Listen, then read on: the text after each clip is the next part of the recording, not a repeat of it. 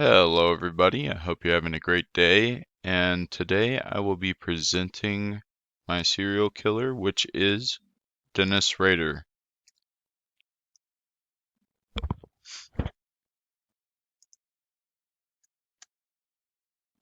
So now we're going to get into the background information.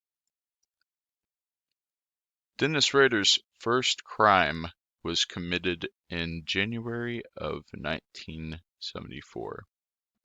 He strangled and murdered 4 family members in their own home. Dennis Rader would often take clothing as a souvenir from his crime scenes. His second incident was in April 1974. He broke into a woman's house who was affiliated through work with another victim of his. He fatally stabbed her, but he was shot by the brother in the house. He often left letters telling exact details of the crime. He left both physical and sexual descriptions in his notes. He role-played with the clothing he took from the crime scenes, and he acted as if he was the victim of his crime. Onto sociological issues. When Dennis Rader was growing up, he was ignored by his parents. And that's a trait of sociopaths. However, Dennis Rader had traits of both a sociopath and a psychopath. Dennis, as a youth, killed dogs, and that's often a sign of someone that will be a serial killer or is a serial killer already. He also developed brutal sexual fantasies when he was younger. These sexual fantasies would eventually come to fruition. Dennis Rader went to Wichita State and received a degree in criminology.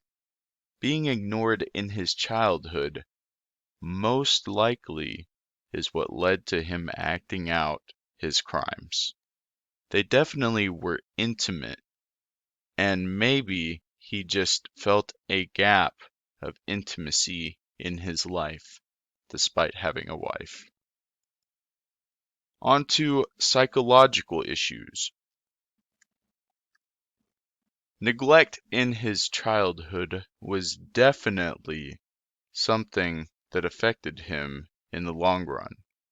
It can make people feel physically and socially non-existent. When parents ignore their children, they can force them into finding unnatural ways to fill their physical and intimate needs. Dennis Rader obviously had these needs, since at a young age he killed dogs and developed a strong sexual fantasy. When he started his crime spree, he physically mauled people to death, which filled a certain physical void for him. When he had sex with these victims and wore their clothes, acting like he was his victims, he was filling his sexual fantasies. On to my analysis.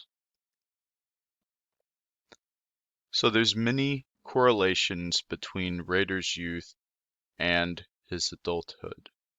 As you can see, his killing of dogs translated to the killing of actual people, and his sexual fantasies led to having sex with his victims. On top of that, he also role-played with the victims' clothes, putting himself in their place and acting as if he was in fact the people that he murdered.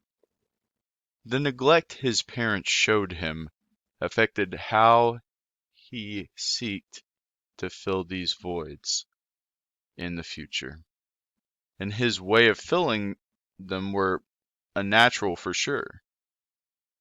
I believe his criminology degrees were critical to him getting a good alibi for himself, or a good cover-up for himself, and to also know how to cover his tracks. Manifest destiny is something I believe Rader had for his crimes. I think he knew when he was a child that he was going to commit these acts. Thanks for watching, guys. That's all. Guys and gals, hope you all are safe, and yeah.